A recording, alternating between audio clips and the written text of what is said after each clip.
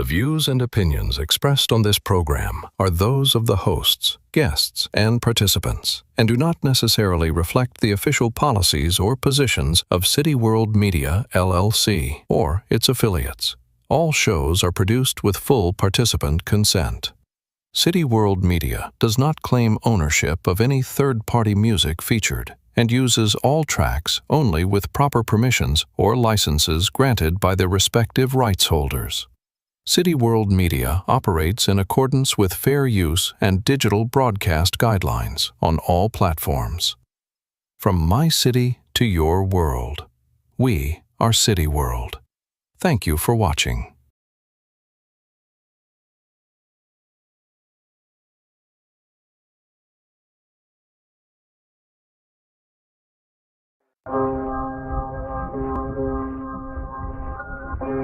You are what you are in this world. It's either one or two things. Either you're somebody or you're nobody. OG. Your aura's off, I sense a fraud and your posture's tall. A lamb amongst lions, a sacrifice will suffice, that's the cost. Conjure coffins, carve your conscience with a fork. Call him the Ghost King, put your spirit on the auction block. The minister with scriptures, I dragged it through Genesis and Revelations. Before I finish them, I'll replenish them. And wait, I got bodies with these notebooks, ghost in my ear, telling me to chop bodies with these dope hooks and sell the parts as souvenirs. These fake handshakes should make headlines. Read the lies in his grip. You might bark like a wolf, but you a sacrifice quick. I'll double your double like a bet until you in debt. Had me living rent-free in your head until I evict you next. Solomon got bars, but really he's just talking truth. I wrote verses in the cell, watched them auction off our youth. Told grandpa I'll never do it again, here's my proof. I pray grandma's tears dry when that phone don't ring. We wear scars like trophies for all the OGs, my pain gon' sing. OG talk, OG talk. OG. OG talk, OG talk. OG. OG talk, OG talk. OG. OG talk, OG talk. OG. I usually charge for the knowledge, this one's for free. Stop telling on yourself how many guns you keep. Cause when a rego comes, you'll be the first one to run your teeth. You relied on too many fake friends to make your dreams come complete. You only got fake intentions when you mention them streets. Leave this rap shit alone and get back to selling them beats. People rather see you on your back, see you on your feet. And you get mad for some reason when they start to mention me. Truth is, you ain't got the work ethic to enter this game. What's a goat to a lion but a dinner stain? Simple and plain, you're like a pimple in the face. You get popped off, then dropped off, and that was simple to arrange. They chant he's a real one till the badge tap at that back door. Leaking to the coppers like a broken faucet when them facts pour. You quote scriptures and pose real holy for that camera lens, but could sell your brothers out for half a shot just to fit in. OG talk. OG.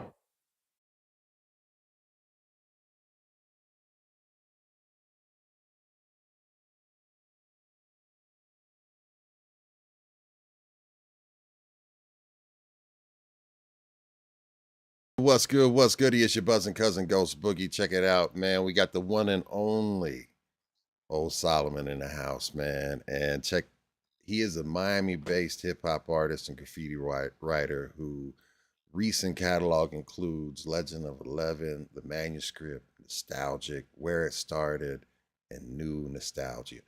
Across those releases, he's worked with names like Payne, Sadat X, Craig G, Eldest Sensei, Hus KingPin, man, Salute E. Ness, Solomon Childs, Stitch, Lord Sphinx, and a whole lot more. You know, what stands out is the lane that he's built. There's Miami in it, there's graffiti in it, there's underground hip hop in it. There's also a clear respect for lyricism and lineage. Tonight, we are getting into the story behind the name, the city, the records, and the collaborations, and what new nostalgia is trying to say right now. Be boys, be girls, stand up, salute the one and only. Oh, Solomon is in the house, y'all. Salute.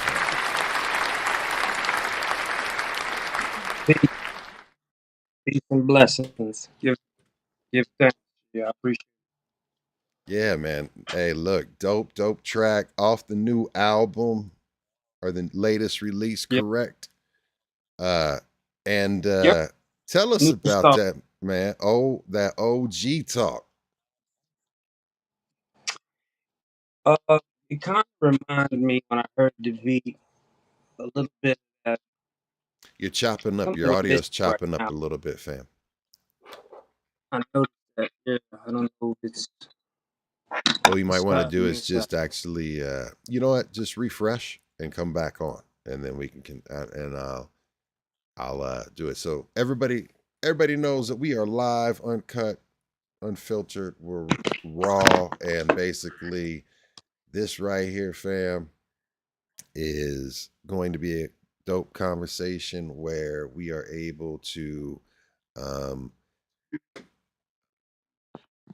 be able to have an open format and open conversation with you guys. We're going to be able to take your conversations, your questions, but this is all for the love of hip hop and much love. We just finished an epic. This is week or night number 3. This is the 3rd episode of B-Boys Underground this week.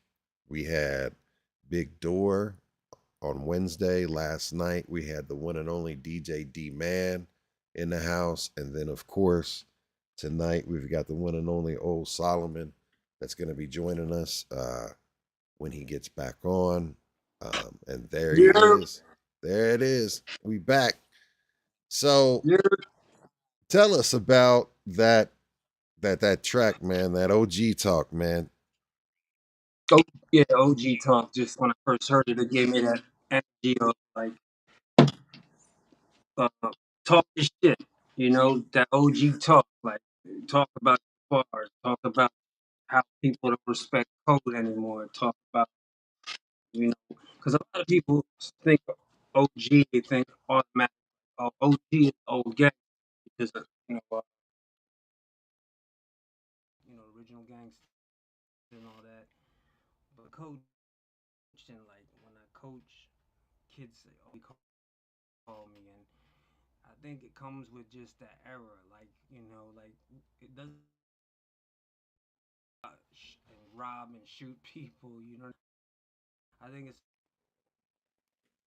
he's my OG or Unc.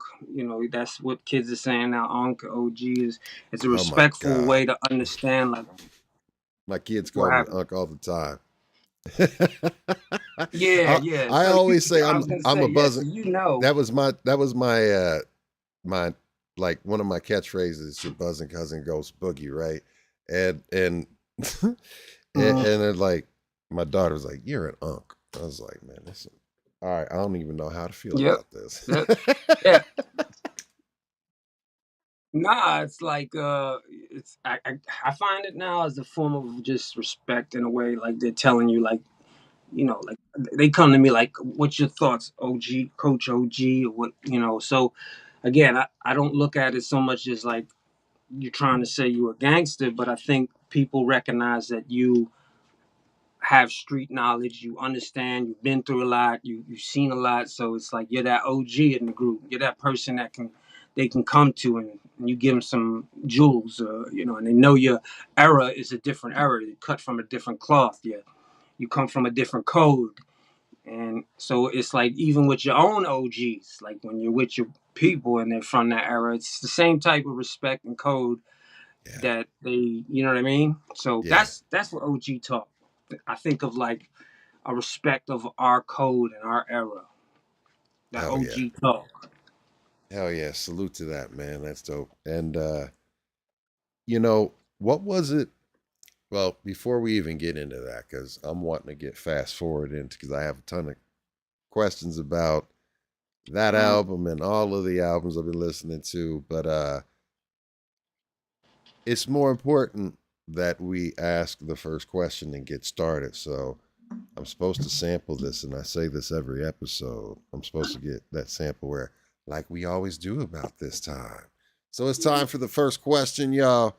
And that first question here on B-Boys Underground always is and shall be, please, old Solomon, tell us your first memory that you have associated with hip hop, why it's so important, what made such an impact that took you from that moment to here. I want to know who was in the room, what the smells were in the air, what the temperature like, what the feeling was, what the vibe. Put me in that memory right now and tell everybody. Well, I think there's 3 parts. It's not that easy. And it never is, fam. So that's I yes, think sir. the first time I ever got introduced to hip hop was when I was getting bused into a school in Trenton, New Jersey. Okay. Staying with my parents, and that's another whole story because I was raised by my grandparents. But this was a moment in my life where we were trying to see if we could get back to staying with my parents because my grandparents really wanted it to work. But we'll talk about that later. But I got bused into a school in Trenton, New Jersey. We lived in Camden County, New Jersey. So Trenton was another whole city, in New Jersey. If you know New Jersey, and it was rough. Like back in that time, Trenton was no joke. Is it still no joke though? I mean, I don't know anything yes, about Jersey. Probably. It's been a while. I haven't been to Trenton in a long time. I mean, Camden, and I spoke about this last time, is highest crime rate in New Jersey, highest crime rate in the state at one point. It was like number 1, beat Detroit in like 2015. So, there's all parts of Jersey that are just crazy dangerous. But I was real young. We talking 4th, 5th grade young. And I got bused into this school, and it was I was at lunch, and I remember this moment, like, because when you're that young, it's like a dream that you kind of have this memory of, like, this patches. You don't know the whole day, but like certain things stuck. I remember just being at lunch, and there was these cats in my school bus, and I knew that they were break dancers, like they were hip hop break dancers, and this is like I'm talking early, like Levi patches and corduroys, and you know what I mean. It was a whole different. It was a whole What different year was this? If I told you, I'd give away my age, but I really don't remember. You don't have to. You don't have to. It had to be late 80s, late 80s. Fair enough. I would say late 80s. I was mad young, and I just remember during the lunch, the 2 cats that were on my bus, they were arguing with these other dudes about, like, who was fresh and who had, you know what I mean, like that talk. And I was just like, I'm a kid, man. I'm like, yo, this is cool. And so they got themselves together. After lunch, they had the cardboard broken out in the yard, the schoolyard, and the boom box, the big, and they just going at it. They started battling each other and challenging each other and breakdancing. I'm just like sitting there. I come in, I'm just amazed, like so amazed by this b-boy dancing. I just thought it was the coolest thing in the world, and the music was dope, and it just drew me in really, really fast. And I missed class. Like, I literally had to have somebody come grab me and say, "You're late for class," because I just wanted to see the whole thing. And that's part 1. If I could bring you to that moment, right? Yes, so that always stuck out to me, like my first introduction. And so when I got to like 6th grade and I moved to Miami, I already knew like b-boying and breakdancing, and I was practicing in the mirror and shit. You know what I'm saying? Like, you know what I mean? Like Planet Rock, and like, yo, look, I could do that. And I was terrible, man. man. I just, but I We all got to was, start from somewhere, though. yeah. So I was in 6th grade, and there was a bunch of cats there, and I'm like, talked to them about breakdancing, and my boy, Jewish dude, he had the Jew fro, he had the fucking big red Jew fro, and he was like, he gave me a tape, and that tape changed my life, bro. He gave me Run DMC's first album, tape deck, cassette. He said, take this, listen to this when you get home. And he's like, if you really want to break dance, if you really want to be a b-boy, study this. I'm in 6th grade. I'm like, all right. I just remember the smell of the tape, the feeling of opening the tape up. You know what I mean? That we don't have anymore, that feeling. But No, I you put don't. that tape.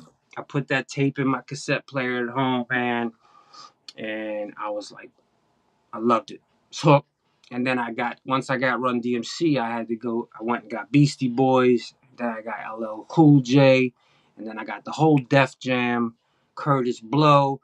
So I was checking that out, and I was doing my thing. I was like my b-boy thing, but I never really thought it would transform to anything else. I was just a young kid having fun, and we used to do breakdance challenges at the 6th grade. They had like these little shows. And then you transform into like 7th, 8th grade in Miami, and I'm no more. I'm not that dude. I'm not that breakdancing dude. And this is where it goes into part 3 of my story. Because you asked, what's your first memories of hip hop? So Yes, sir.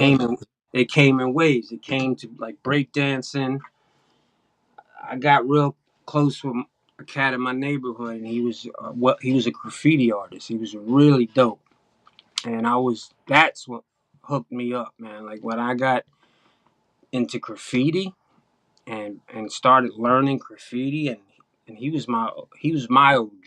Like, he taught me how to write because I was just hooked, man. That was like a form of expression, and I was in a lot.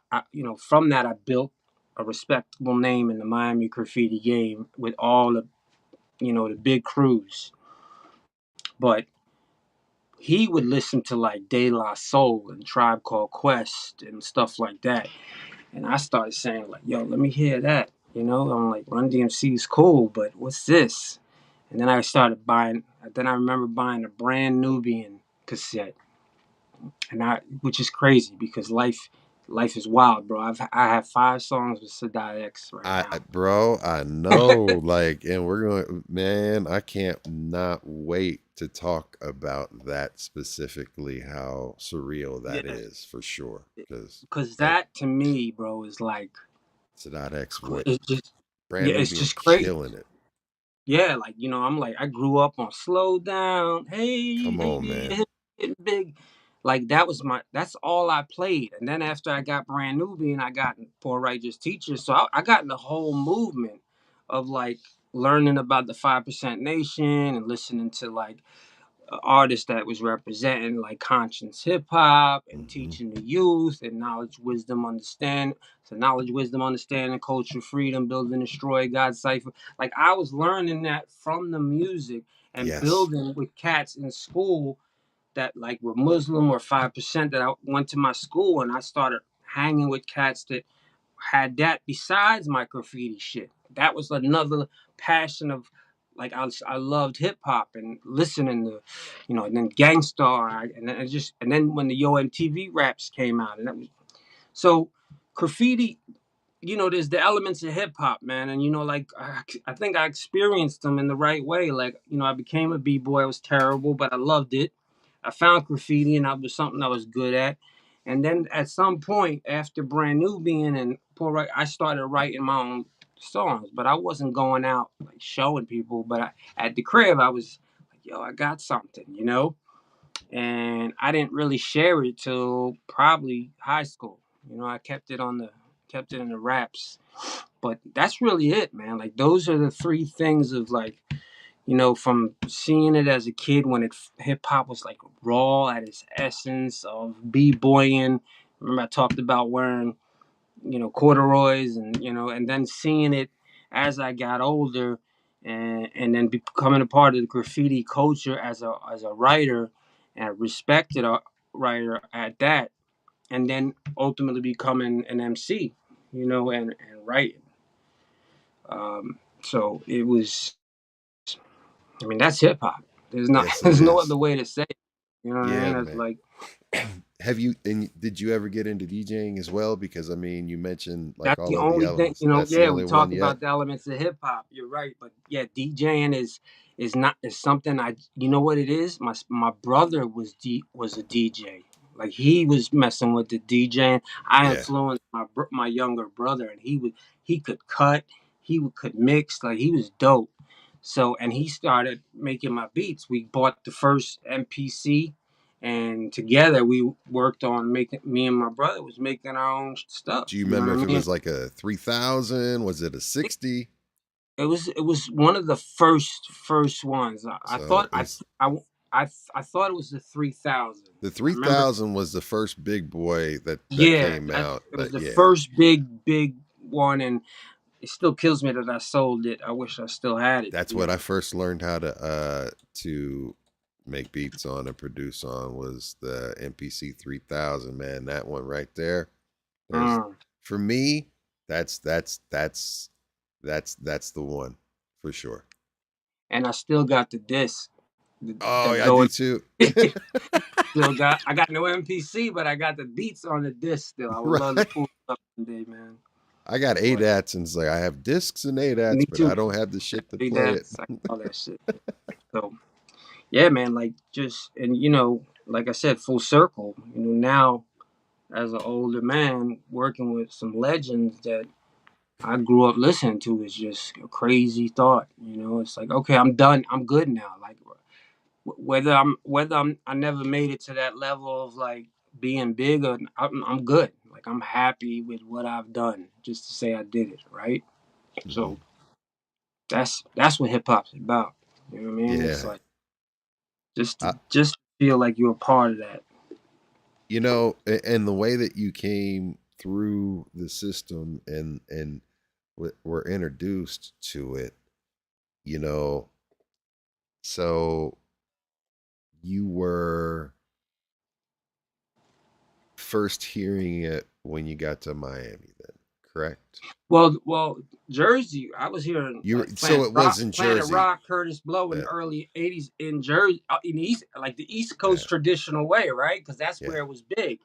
I was New wondering, York, like, with you in Jersey and that and being yeah, right there, like, how was that not yeah. smacking you in the And then, face right but there? Like, then I got to Miami, and I'm just glad. I'm glad you brought that up because Miami, when I came to Miami, the hip hop culture was a lot different. It just the wasn't. bass scene, it was like the Miami bass scene Yeah, it look. was Was the it like bass that? scene. It was like Yeah, the Uncle Al, Two Live Crew, yeah. MC Shan, Laquan Love. Like it was a whole different Uncle L rocking it, Two rocking it, rocking it. Like it was a Hmm. whole different vibe, man. And I was like, yo, what the fuck is this? But it was cool. Like I got, I became a part of that scene too as a graffiti writer, like listening to that shit and listening to Uncle Al, rest in peace, on the radio Rest in station and peace. yeah, and the flea markets out there. Like I got to meet them and I got to see shows at Pac Jam and that whole Miami. I was a part of that culture. I seen it, but I just was always had that East Coast bloodline of like in high school while that cats were listening to Two Live Crew and all that shit. I was I was friends with the New York dude, the cats from up north. I was in the lunch table with the East Coast cats with the the New York swag. I was sitting with them guys because my music taste was like I said, Brand Nubian Tribe, and a lot of the Miami cats weren't on that. But you had a lot of people in Miami that were from Jersey, from New York, from Philly. So I had a circle of cats like that. You know what I mean? So Because that's in dope. Miami at some point, and when I was in high school, it was cool to be from New York. Like you were considered like a cool guy. Like I mean, that's well, it. you were from New York. I mean, like you're from Yeah, the Mecca of hip the hop, East and you're Coast. like, Yeah, exactly. So "Th- it's like I started it's this shit. cool. Like, Yeah, yeah, yeah, exactly. that's the way it was. I mean, like that was you know, you had people that said they were that weren't from that even Cincinnati tried to be cool and shit like that. It's like, you know, I'm from the Bronx, I'm from, you know, Brooklyn, I'm from wherever, and they claim and be like, no, you're not. Someone that would know them, like, That's you how it so and was. so's cousin. But That's how it was in Miami. Like cats were yeah. like, "Yeah, I'm from New York, son," and they're like, "Yeah, what part?" And they'd be like, Buffalo," or you know what I mean? Like so, they would call you out quick, like, "Where are you from?" You know what I mean? And I would tell cats like straight up, like, "I'm from South New Jersey." Like my hood was Camden and Philly. You Yeah. know, so I was right over the bridge from Philly, but you know, we had our own scene too, like South Jersey, Philly, East Coast in general was just the mecca of hip hop things. You know what I mean? Like the growth, the birth, like you said, and the algorithms made its way down south, but it was just a different vibe. Yeah, So man. So you adapted to it, but yeah, that's dope. That it's crazy because I always where Cincinnati, it was always a melting pot, of course, you know, and we had our funk history roots, and music was humongous in right, my right, life, and it was huge, and but it was a melting pot, and there was always those scenes, the scene overall, but you had your groups and your collectives, and like these guys were more in the West Coast, these guys were down south, these guys were the New York cats, and all of that. Like that was like the East Coast sound. You know, you had your different types of sounds, right? yep, And yep, people yep. that rolled. And I always just assumed, you know, out of being naive, I guess, you know, that when you are in one of the coasts, it just that takes over and overpowers everything. You know, I guess there's always a selective few everywhere, but like how did that not overpower you?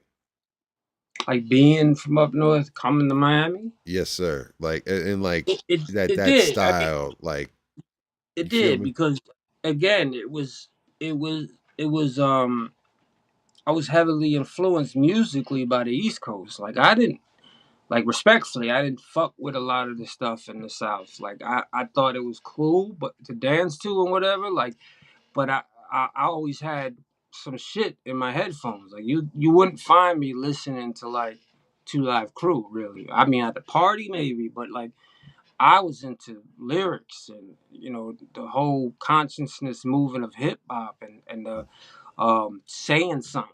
Like I was listening to the stories, and that's what intrigued me, man. It was like a book in my headphones, like just taking it all in. And but as far as like it taking over, like yeah, I was always blood. I was always an East Coast cat. I just got a lot of swag from down south. You know what I mean? I got a different kind of swag and different type of like what's the best way to put it? Like um not only just accent, but like a tongue. Like I got a Yeah, south tongue. Like I move a your little different. dialect. Yeah, dialect. That's a good word. Yeah. So my dialect's a little different because I've seen a lot of shit down south. I became an influenced graffiti artist in the South. You know what I mean? In the South scene, where the South was, you know, New York was known for graffiti too, but like there was a lot of posers. You know, there's like we all they everybody would sweat New York and try to do like even the graffiti writers. You'd have graffiti writers like I'm from New York, son. Like I got my New York style of writing. And a lot of Miami cats were like, fuck that. We got our own style. You know what I mean? So it's that type of, you know what I'm saying? Like competitiveness. So I was in between. Like I supported both, man. I felt like I was a Miami graffiti writer, you know, but I had a lot of influence from the East Coast. So I looked at it like I was cool with both. You know what I mean? I thought it was dope to see both styles. None is better than the other. They're just different, right? And Hmm. it made me a better artist. And I feel like it made me a different type of person to see both things. You know what I mean? Yeah. And you know, not to glance over, I mean, you've talked a lot about like the old Scarface era and everything like that, and I don't want to gloss over it because who you are as an MC, who you are as an individual, who you are and how you show up in the world um, directly correlates with your life experiences, especially as a youth, right? And uh, those tribulations and trials and triumphs are always the things, the perseverance that always makes you who you are as a man or an individual as an adult, Yeah. Yeah. and you either learn from it or you keep banging your head against the wall until you can't bang your head against the wall anymore. Uh, Right. but tell us about what it was like growing up in Miami at that time in that era, bro, because Um, I can tell you my only experience with Miami was in 1997, March of 1997 at the Impact Convention with my co-host and brother G Dash Fresh, who couldn't be here today. Um, and he and I were down there representing our record pool, and it was in South Beach, and the convention was held at the Fountain Blue and the Eden Rock.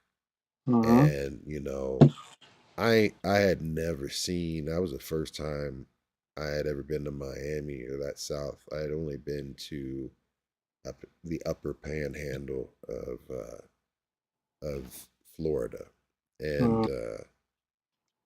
Which is completely different. yeah, bro. Like I'm gonna tell you, it was sensory overload because of the everybody that everyone was there. Like you know was there, and I got so many crazy stories that I can and can't tell and probably shouldn't tell, but Mhm. just off of that experience being down there, but living down there, but also like I had it while I was down there, went on a trip with some folks from that were representing Death Row and photographers from the source, and we kicked it with them for a little bit that day, and we went in, they took into the Liberty City, and we went to some strip club in Liberty City, and it was Hmm. like, yo, like, it's like, that was the first Project time One. I went to a strip club, and there was like, there were no rules. Like the rules that were back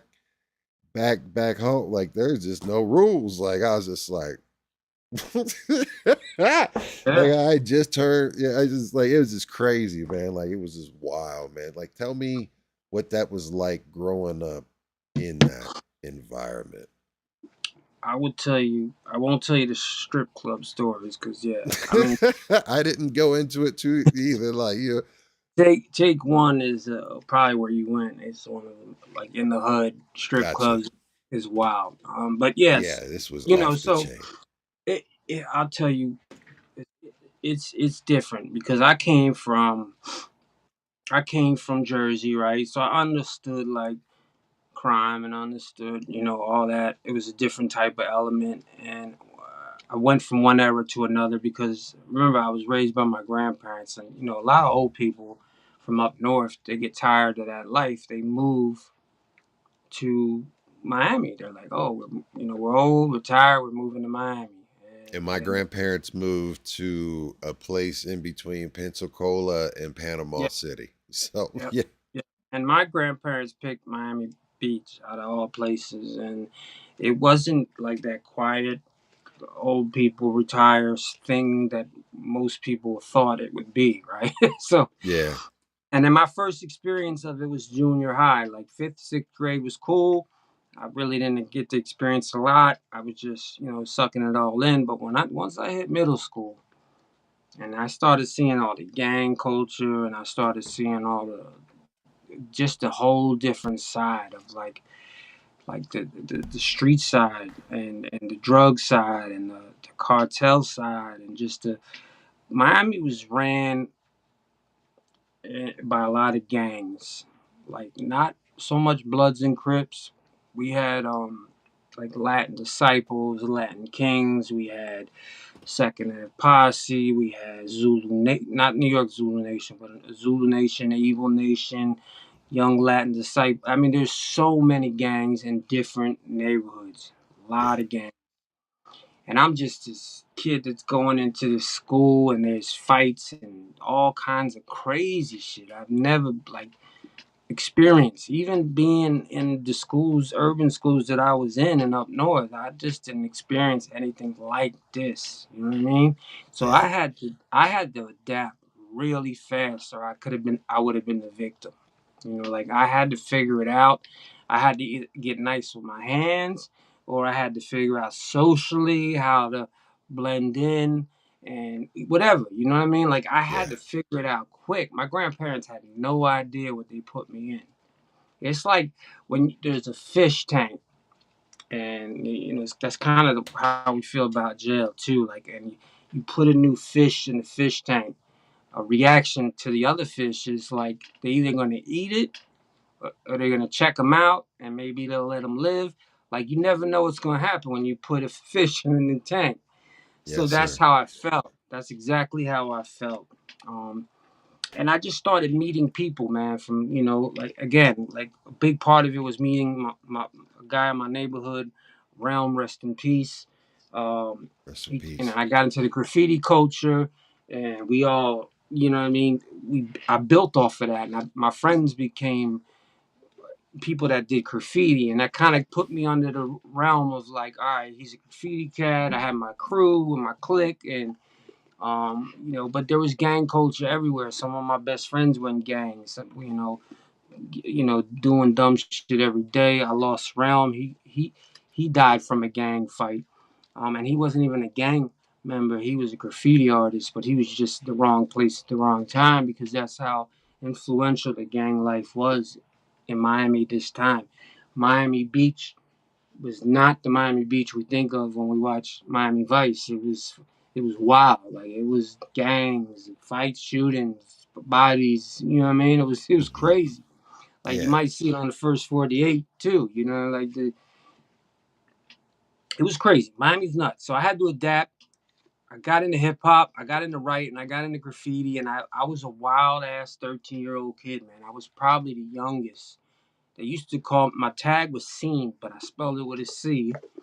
CEN, and they used to call me Crazy Scene because I was a 13-year-old kid running with like juvenile delinquents that were like 18, 19, and I Yeah. was I was taking the bus by myself to to Overtown, Liberty City, Flea Market, Hialeah. I was out in places by myself, 12, 13 years old, man. Not grandparents couldn't handle me. Like I was a wild ass kid, man. I was just doing, but I had to, almost like I had to become this person to adapt, right? I had to get in, like I had to figure it out, and I did, man. And my What was son, it that drew you? Like, what was it that attracted you to it? Like, I seriously, because I asked that question because that is a question that when I tell the story to my children, right,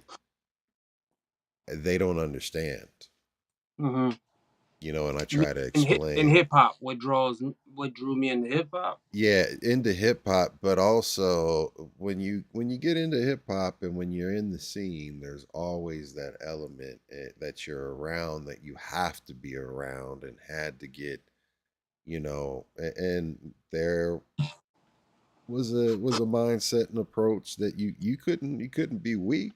I mean, you couldn't be weak, especially if you were, different or anything like that and you weren't from around there. Like, you have to, learn how to operate and move, like, so there's a whole different thing. Like, what was it that helped, what drew you to You being know, around it?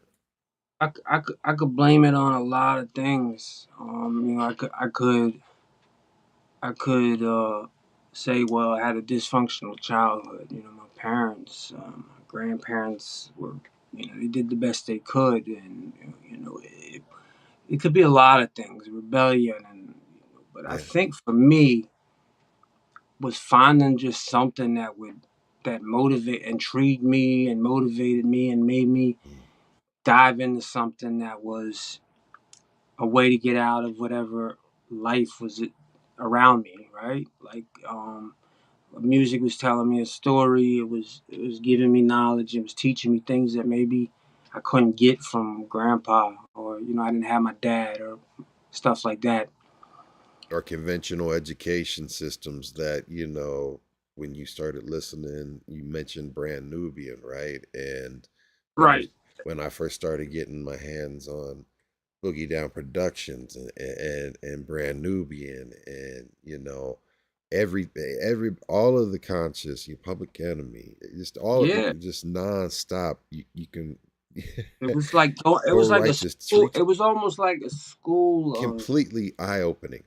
Yeah, it was like almost going to another school that you were interested in, because you were learning more about not only the things that you were seeing on the streets and other people talking about it, but and experiencing, but almost some of them were telling you like how to handle it, or like what can you do. Yes. It was just, there was so many different. It's like instructions. You know what I mean? Like to navigate in those rough times. You know what I mean? Yeah. And that's what I really appreciate about it. And that's a good question. You saw what hood hippies. I was gonna bring that up.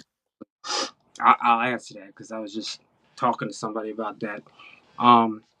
But I think graffiti intrigued me because, like hip hop, it was a form of expression. And hip hop's always been about I'm the best. I'm like, look at me. I come from nothing, but look at me. I want that respect. I want that shine. I want to be that guy. And graffiti's similar. Like your tag is the best. You're in more walls than anybody else. You dominate the city. Like, yo, I see you everywhere. And like with the hip hop is similar. It's about bragging rights. Like, yo, I saw the piece that you put up. And so again, expression and therapy and just the interest, and there was nothing like it, man. I couldn't find nothing. Like, so I had kids in Miami that surfed. They love surf. One of them's now a professional surfer. Like that was his life. That's the way he went. You know what I mean? I couldn't get that. I wasn't that guy. You know what I mean? Because I was cut from a different cloth, and this is what I fell in love with. What I fell in love with hip hop was the fact that, we call it the 5 elements, and what I always appreciated is that there was something for everybody. Like you had your cats that could dance and it expressed themselves that way. You had your graph writers, right, express themselves that way. Your MCs, and of course your DJs. It just, there was so much to be a part of. And then of course, you had your elders and everything like that. And I did lose your camera. You still there? Yeah, I'm here. You kind of figured it out. Did you get like a text message or anything like that? And now I'm coming back. You might want to refresh. It just froze. Everything froze, and then it came. Yeah, you might want to refresh. So while he does that, check this out, man. What we will do is get into let's refresh. We will get into a track while he gets into that, and what we're gonna do is hit Acknowledge Him by Old Solomon. Y'all check this out.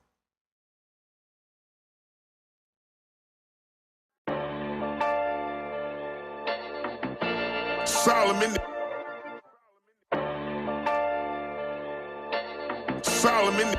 Listen, you couldn't draw a crowd in a sketch class. Swear you outlined bodies in your next rap. You ain't move weights on a dumbbell rack. Y'all talk moving heavy bricks with them dumb tail raps. Y'all draw heat like a furnace lit twice. You thawed beef flame on the grill, still cold as ice. You won't run a fade with clippers in hand. That blade cut right like Edward Scissorhand. They a kitchen with the Pyrex, mixing dreams in a pot, boiling slow. Learn to stretch a dollar when you can hear hollers from the liquor store. Turn confessions into confetti, let my sins blow in the wind. No lesson from mama, daddy shit, they was gone before I was 10. Still name heavy like a safe with a piece sleep. Chain heavy like a Chevy, no Jesus piece. Solomon. Playing hope in the cracks of the pavement where the chalk's at. Make them see the roads that grew where they walk past. I bend truth over snares, confess to the snare drums. Thoughts like bullets hit flesh and tear something. I eject my burdens in the boot, stretch my words to the stems. Beat like a hearse decorator with sins. Move like player, connect four. Flow trap house, fiends always come back for more. Solomon. Let me explain something. You are now following the legend. I get hostile in a second, then bang. I came to bring the pain with Solomon. Solomon. The people wanted Barabbas, they deserve to be bludgeoned with a chalice by Solomon. Solomon wise. You are now following the legend. I get hostile in a second, then bang. I came to bring the pain with Solomon. Solomon. The people wanted Barabbas, they deserve to be bludgeoned with a chalice by Solomon.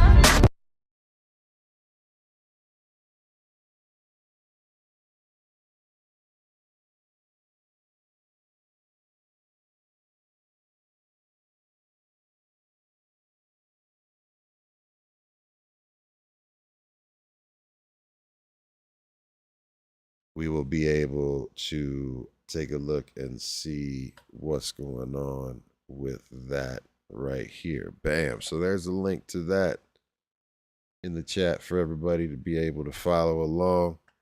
And what we will do is check out another track from Old Solomon. And actually, let's do this. We're going to hit Legend at the Bar.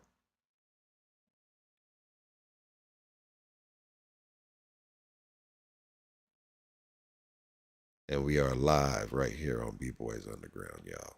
Much love.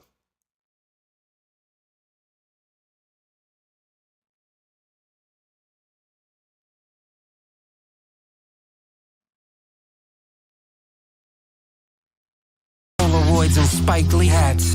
White boys looking like American psychopath. Keep the burn on the hip like a icy patch. Call me old.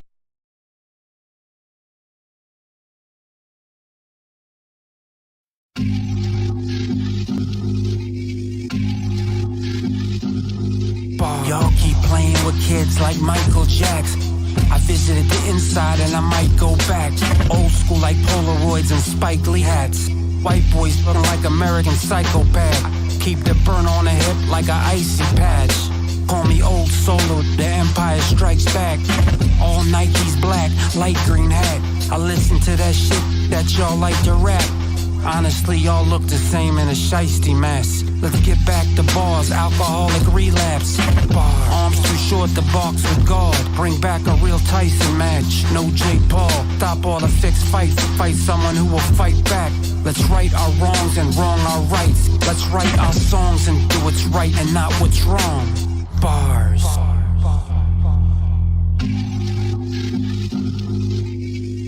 Straight bars.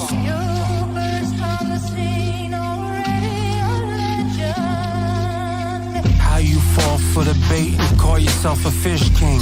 Listen to wrist blings and mix and religion. Bars. Donations for the church, for the pastor. Shit disappears like magicians. Turn your ones into his expeditions. Yeah, vodka 100 proof. Under Armour bulletproof suit in case son try to shoot. Cracker with a biscuit, dip it in the soup. Bars. Bitches want a photo with the group. Body like a model, but she not a prostitute. But she sell the body like a Mexican mommy who sells a lot of fruit. Bars.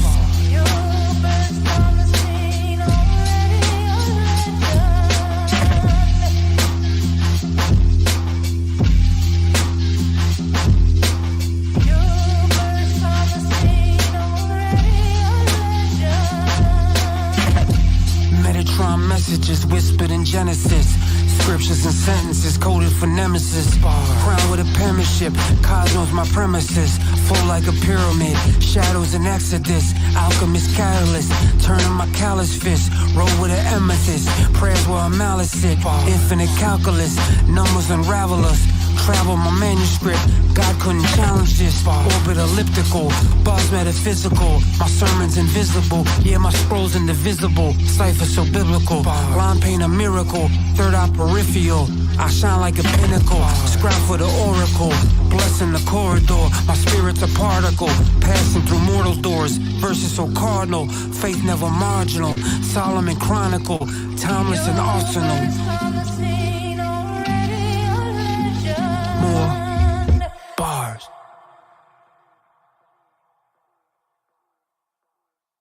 Yes, we are back, y'all.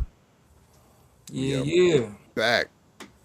And thank you all so much for your patience. And thank you so much, old Solomon, for your patience through this. We should be good. I think it was me, man. My phone was fucking wilding out. So we good now. We good now, man. And so, question for you: how we doing on time? Because we normally go 90 to 2, but like we can wrap it whenever you have to leave. So you tell me. Well, we at 9:57. You want to run till 10:20? Another Yes, 20, 30 minutes? Yes, sir. Let's rock it. All right, B. All right. I want to answer some of your questions for sure, man. Yeah, man. Just And get like in the middle of it. There's so much too. We could even do a part 2 down the road. I would you know what I love. mean? Hey, listen, man. I would love to be able to have an opportunity to discuss more because we got kind of deep in, and just because I think that part of your story even is important for people to connect with. How like you came up and you still are hitting like this classic boom bap like in your face sound, and one of the questions I had, and I wanted to ask you because I had heard that one of the first tapes that you had gotten was Brand Nubian, and the fact that you had all these songs with Sadat X, and Sadat X, man, one of the most iconic voices in hip hop history, one of the illest MCs to do it, and one of the illest groups to do it. I mean, that right there in itself, hip hop royalty, fam. So that had to have been surreal just the first time that you were able to collab. How did that happen? Well, he's not the first big artist that I've collabed with. He definitely was a huge markstone for me because, again, that's what I mean. Like one of the first loves, like your first time that you like the first time the first collab. Like you gotta understand, as a hip hop artist, like I've been doing this shit for a while, and when my son was born, I stopped everything. Like I was on the road of doing. I dropped my first physical album, like an actual. I was just doing mixtapes when mixtapes was big, but then I put this Midget Mike is asking a question, so I'm about to answer his question. So that's a good question because that's where I'm going. Like I was rapping for a while, and I was on a whole different vibe. I was really on my conscience hip hop shit. Like I was on that real rap shit all through early 2000, and had dropped a song which put me on the map with Killer Priest.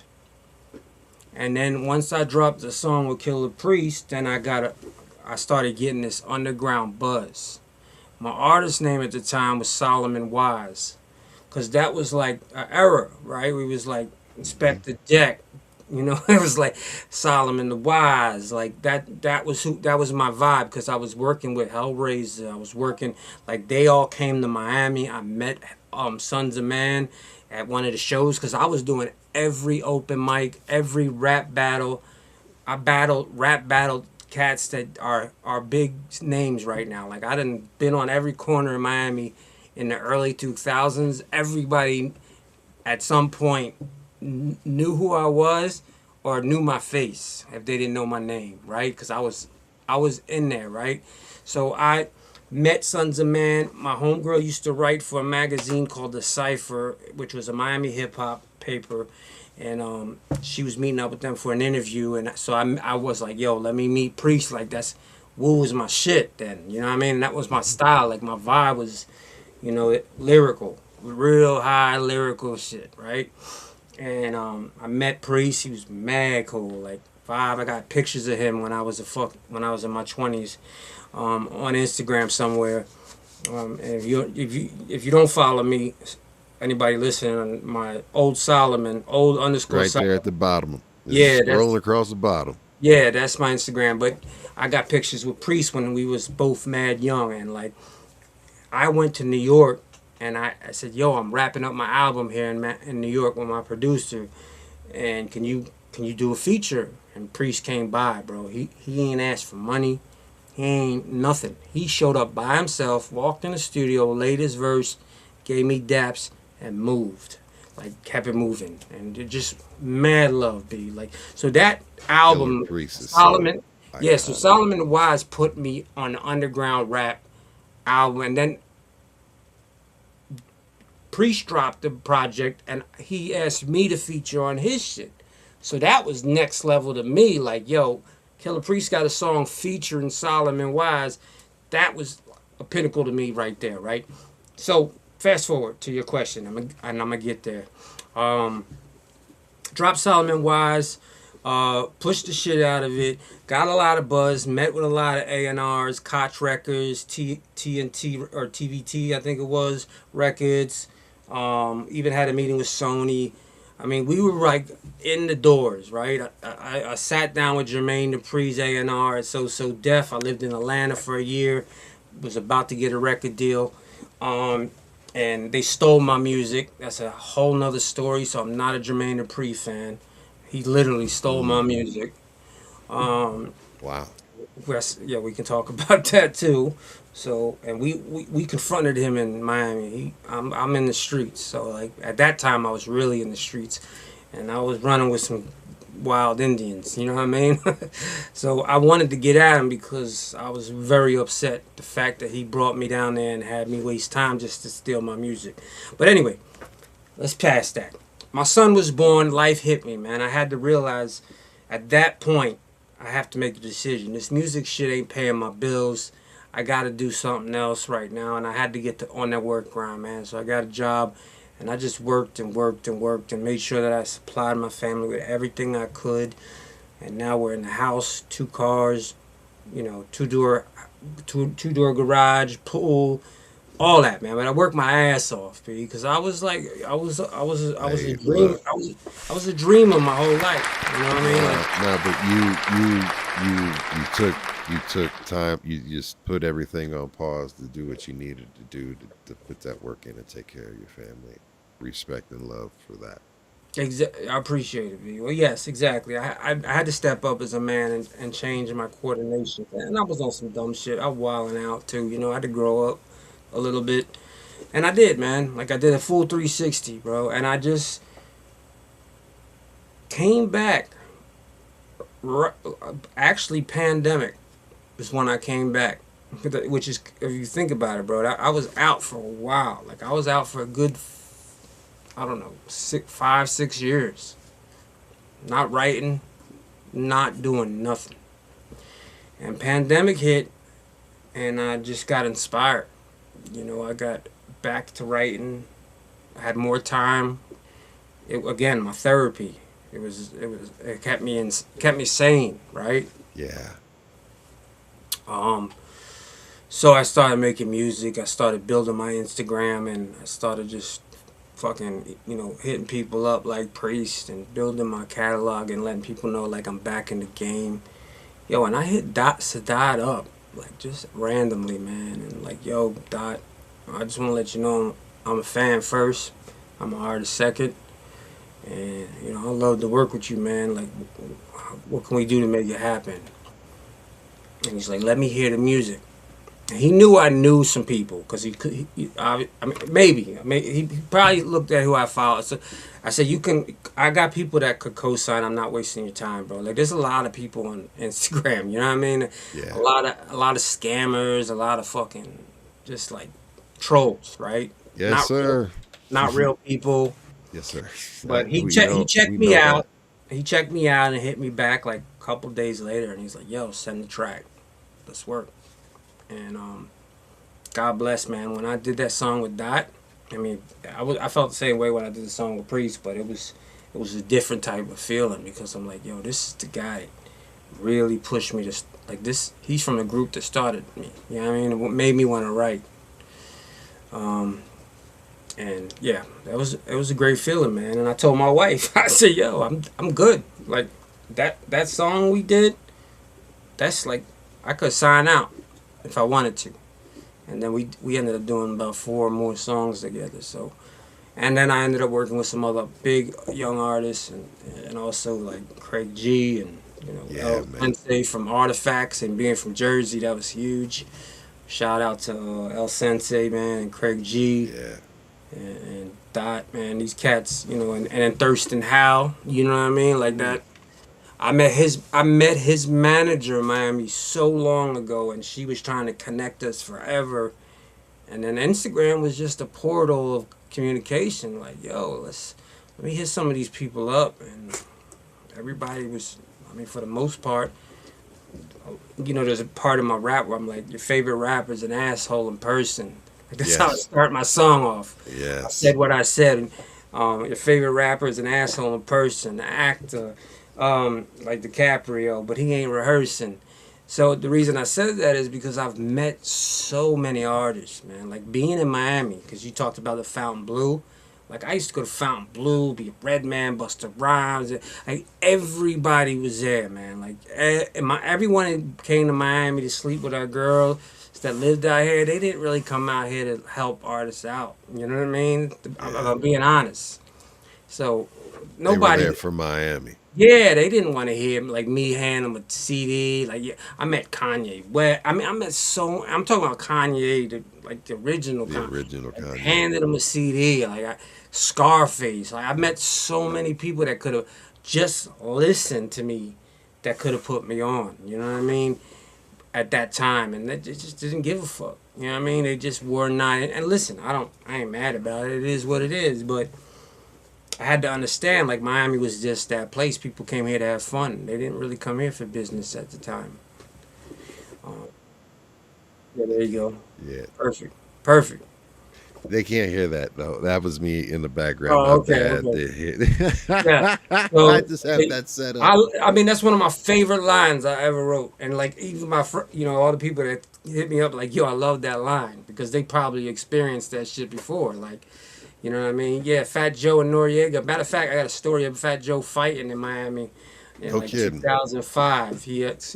Midget Mike asked me about Fat Joe. He used to be in Miami, and he still is all the time. And I seen his ass get laid out by some big white dude at a club, because him and his Terror Squad dudes would come out and start fights all the time in Miami. They'd be in all the clubs, man, at that time. But yeah. I mean, I've seen Noriega once or twice, but like we know some of the same people. His cameraman is my homeboy, one of his cameramen on the show. Miami's a great stomping ground to meet people and network, bro. But there's not a lot of there's a lot of gatekeepers. There's not a lot of support for hip hop artists like me. Yeah. They don't really let cats in like me. Like there's a lot of gatekeepers. They don't. So you really got to make your own way, man. And anybody from here that does what I do can probably tell you the same thing. You know what I mean? Like, you got your Rick Rosses, you got your Noriegas and Fat Joes out here. You got, the old school crew, Luther Campbell. What about Luke? Yeah, he's running for senator right now. So he's not even fucking with music. Have you ever met him or interacted with him? Yeah, I met Luke. I worked at iHeartRadio. What's your thought? And he had a show on there, so we used to like that. But he was a cool guy, man. He was a nice guy. He was brief. Uh-huh. He was a cool guy. Like I've met Trick, many times in the strip club. We used to be in the strip club all the time. I met everybody. Somebody said Pitbull. I battled Pitbull in Yeah. 2005 at Club Cream with DJ Epps. So I know I will say I respect the shit out of Pitbull. He would show up at every single network event, every single They show up club, in freestyle. all by himself, So he man. He was a used to beast rap like freestyling. he used to rap like Dragon. Remember Dragon? Yeah, Rough absolutely. Riders. He Yeah. used to rap like that. Da da da da. Da da. That's how he used to rhyme. And blah. And I battled him. And I smoked him. But the fact that he was at every event, I just respected the shit out of him, man, because he was just that he worked hard, man, and he wouldn't show up with like 30 dudes. He just came in by himself and did his business and kept it moving, man. So I always Yeah. respected him, and I even seen him after that. Like I used to see him every studio I'd went, every rap. Like he was just there. He got on because of DJ Laz. The story is 99 Jams, where DJ Khaled worked. There was another radio station, Power 96, and they had a big DJ named DJ Laz. And at that time, DJ Laz was running the Miami bass sound. Like he was the top dog on the radio. And radio had a big influence on helping local artists. So that Laz put Pit on. He started playing his music on the radio, which got the interest of TVT Records and Lil Jon. And Lil Jon came out and met Pitbull, and that was it. Like after that song with Lil Jon, that It was plateaued. over. And I hear a lot of people tell me like, "Yo, that could have been you. This should be you." I never really looked at it like that. I just felt like everything it happens the way it's supposed to happen. Like that, I'm not supposed to maybe be that guy. We're not on the same like musically. We're not on the same level. There's some things that music he makes that I couldn't make. You know what I mean? It's just not who I am. But he knew how to take advantage of that commercial spotlight and become a big artist. So I respect him, man. I got you. Yeah, I mean, hey, look, I mean, this is a difficult game, and like you said, politics, the gatekeepers, Yeah. the individuals, especially back when you were Solomon the Wise, and like or Wise Solomon, it's like you were dealing with a tremendous amount of gatekeepers and a tremendous Oh, amount yeah. of at that time, you know, they were trying to absolutely shape the hip hop into one lane and one lane only. And they were trying to kill the traditional boom bap sound. The West Coast was killing it, right? Yeah. And Down south too, like you had down to the south, windows, to the wall, all yeah. these. So they wanted Don't me. forget about we just had Cujo Goody on last week, and much love to him. And he the whole Dungeon Family Atlanta scene, those guys were humongous back then. I was in Outcasts, all of them. Atlanta. I was in Atlanta when they dropped ATLiens. That album dropped. And that's when I had a meeting with So Def. We were trying to get in Face Records, but we couldn't get a meeting because that's where I wanted to go because I loved Outkast. Like from the South Point, they was Mhm. one of my favorite artists in the South. Scarface and Outkast were always my favorite. You know, Brad Jordan, man, he's yeah. he's. I don't have a top 10 in order or a top 20 in order. I have just a bunch of people that I hold in high reverence, and it's very hard for me to pick. And he is like what I would say one of the greatest to do it of all times. And Yeah. even Don't Sleep, of course, Andre, but Big Boy too. I mean, all of those cats, amazing, Everything. That ATL Alien album was probably one of the best game albums of changer. that year, man. Like this, just like had that shit on repeat when I was in Atlanta. Like so, I was nostalgically involved, like listening and living in Atlanta, like feeling a part of the whole, the movement That they were production doing. and sound was so different. Yo, unbelievable, man. production. Unbelievable. That's why I wanted to get with LaFace so bad, because I was a down south artist who had an East Coast flow, and if anybody could Yeah, have, you would have been. yeah, like so that was like that was the vibe I was going for back then. Like that's where I wanted to be at, but we just couldn't get that meeting, and we ended up getting a meeting with these thieves, and the shit went south literally, and I went back to Miami afterwards. So listen, everything happens for a reason though. Like, but I respect everybody I met along the way. I met Khalid when he had a 2-door BMW. I used to help him bring his records in to open to DJ for KRS-One at Revolution in Fort Lauderdale. Like, I knew Khalid when he was driving through Barry University picking up college girls. Like, you know what I'm saying? Like, How is Khalid, man? Because you always hear these people troll him, and then also you hear people that says he's solid. What is? Is that not something that you want to talk about publicly? Yeah, I'm not gonna shed any light on him. Like I've said, Was he nice? With actually, was he good song selector? Was he a good DJ? Did he like yeah, he was like hell I of a mean DJ. like Yeah, so he was 99 Jams. He was top DJ. I mean, yeah. he got where he got for a reason. I mean, so there again, wasn't his introduction to the music, besides being a radio DJ, was meeting Fat Joe and becoming a part of Terror Squad. Yes, sir. So once he made that relationship with Fat Joe, I watched it, man. Like, I've seen all this shit happen in front of me. Like, you know what I mean? I watched Pitbull grow. I watched Khaled's.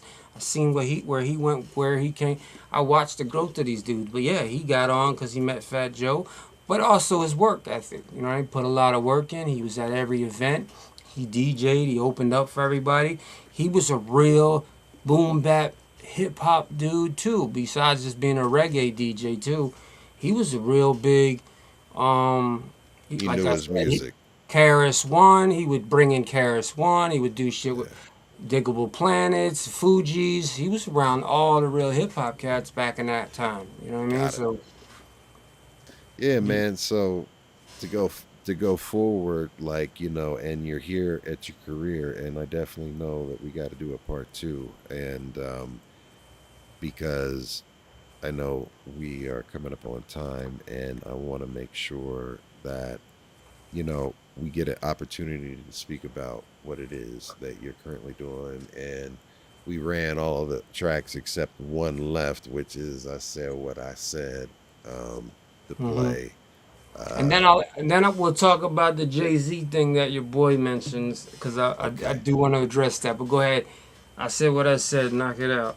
All right, so tell us. I'll tell you about. And then actually, you know what? Because we played all these other songs and you didn't get a chance to set the table. Is there anything out of the ones that we had played earlier? You know, from the rest of the EP. You played. So I played.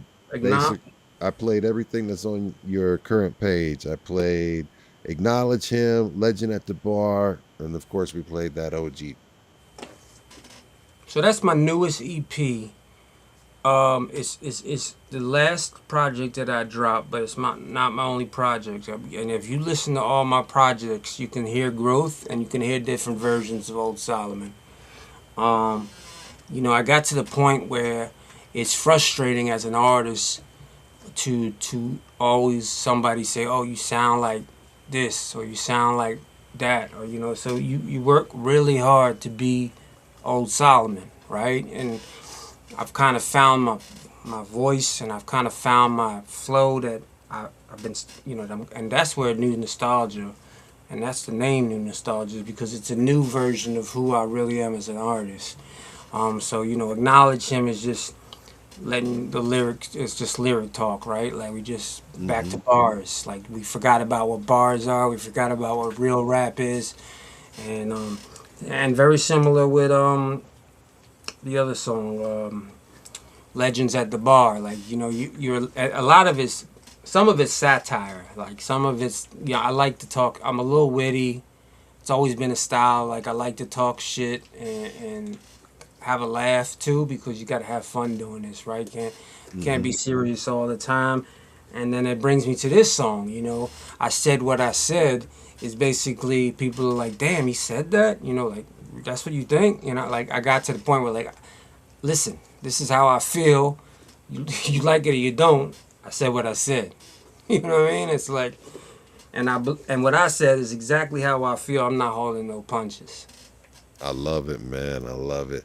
So I said what I said, and there ain't nothing more to say. But look, all I got to say is, look, one of my favorite lines that you had on one of your other albums, and I put all the links to like Spotify. I put the DistroKid link in there, which is links off to everybody, and then of course it's associated below in the description of the episode. All his, and then of course we've got his IG, so you can scrolling right there at the bottom. So make sure that you follow him on all streaming platforms because you're gonna enjoy his catalog. But the line about it brought me back is like you were talking about rolling your Cadillac with the cracked dashboards, you know, like Cool G rap with the tape deck.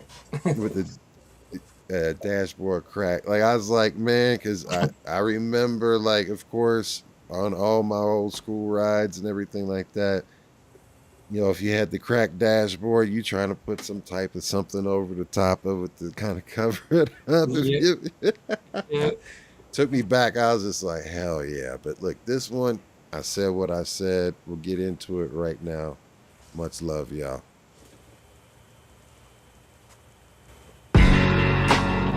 Your favorite rapper's an asshole in person, an actor like DiCaprio, but he ain't rehearsing.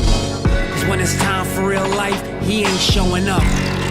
He's behind the curtains, stiff as a statue, wrist full of tattoos, shitting up fast food. Don't get mad at the messenger, let the bag out like an accident, hit the passenger. Same medicine they claim saving life, same medicine killing us dead. I said what I said. These special celebs must be special ed, losing their entire income over special head. Ain't no head that special to make me lose my credentials. These dudes is mental. I said what I said.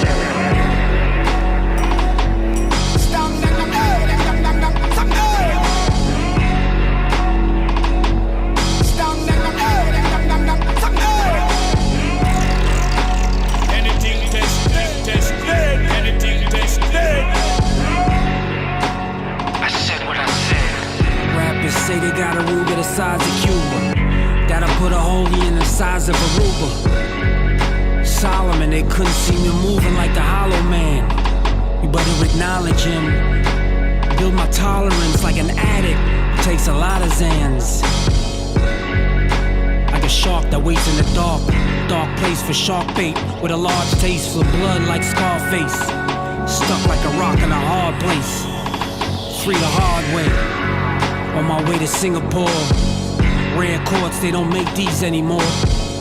Walking through customs, you can't touch them like MC Hammer just jumped in, too legit to quit. Don't fuck with them. I said what I said.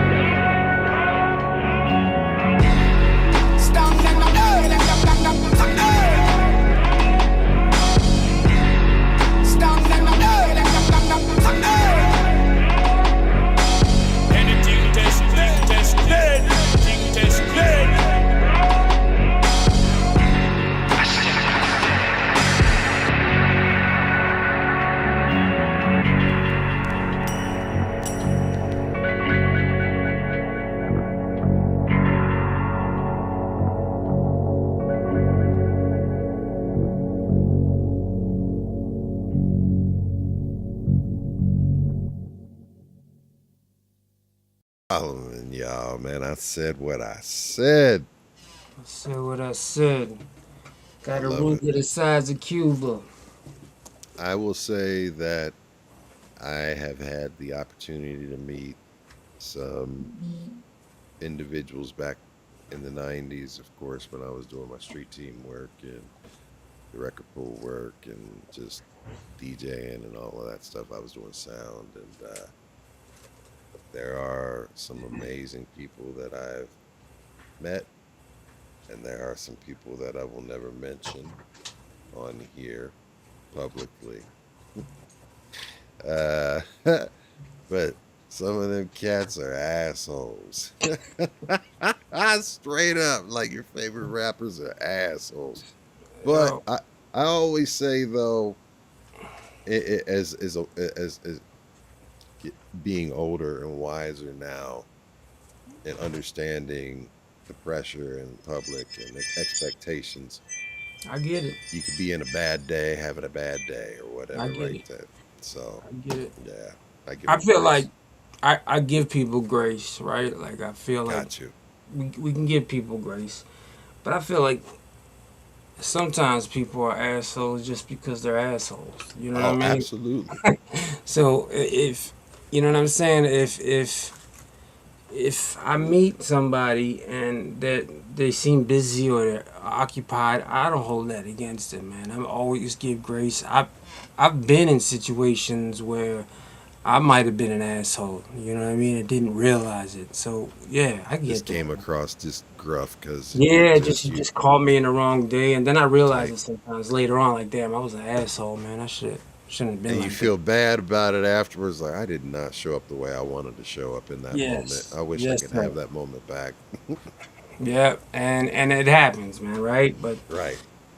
I've been around a lot of people, man, in the industry Yes, too, sir, you have. just like you know, and No, I have not had anything near like you, fam. I mean, like the thing about it is that we have not had an opportunity to really even hmm, have scratched the surface on your career, and I hope you enjoyed yourself enough in this experience absolutely, that B. you would be willing to come back at your Anytime. earliest opportunity to chop it up and do part two, family.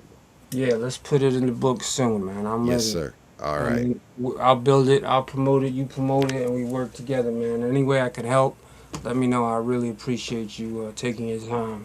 And, No, it's an honor and a blessing to be able to do this. This is what I have done to with a group of my brothers and sisters that are here in the Twitch community where it started out of the Cypress Hill community, and you interviewed Be Real, didn't you? yes, sir. That was my first interview I this watched that. year. Yeah, thank you. What'd you think about that interview? It was I mean, that's a guy I always wanted to meet, man, and work with. So I thought that was dope, man. That was a great interview. Thank you, man. I appreciate that. He's I've looked up to Be Real since, he came out in the beginning. Like I was a Cypress Hill head from the beginning. Me too, yeah. Yeah. I remember the first time I seen him on MTV, I was like, yo, Right? like, they just had their own lane, man. Like, Just all right. I think DJ Muggs is Illest. one of the best. Like that, that's a bucket list producer. People always like Okay. uh, say these names, like the common names, man, like fucking Kanye West or fucking what's the dude's name that did the Nas album, Hit Boy. Fuck that, man. Like, give me Muggs any day, man. Muggs has been on such a run. I was He's that been on is such he makes the beats that for me that talk to me to my soul. Muggs and Alchemist, the Alk. music they Yeah. make are the best. My favorite producers right now, man. I for sure, and Alchemist is on the run and has shaped a whole sound of hip hop. And with that being said, I know you got to go. So here, what we're gonna do is just say, give an opportunity for you to give shout outs, and then we're gonna get up out of here, fam.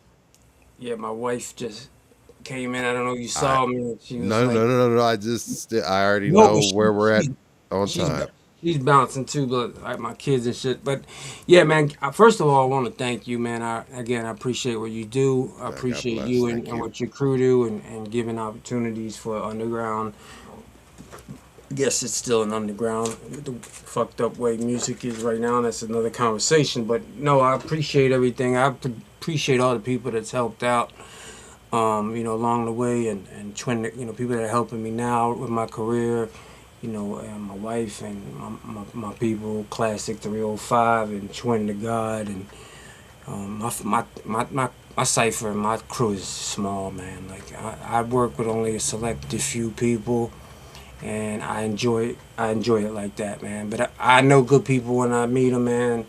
Like I said, man, I consider you a good dude, so let's stay linked up and connected. Well, hey, man, I really do appreciate you. I appreciate everyone here. I want to just give one heads up. Coming this Tuesday, we're back at it like a crack addict, or just like a crack in the 84 Cadillac dashboard. Yeah, man, listen, Ja Kellen from New Zealand is pulling up.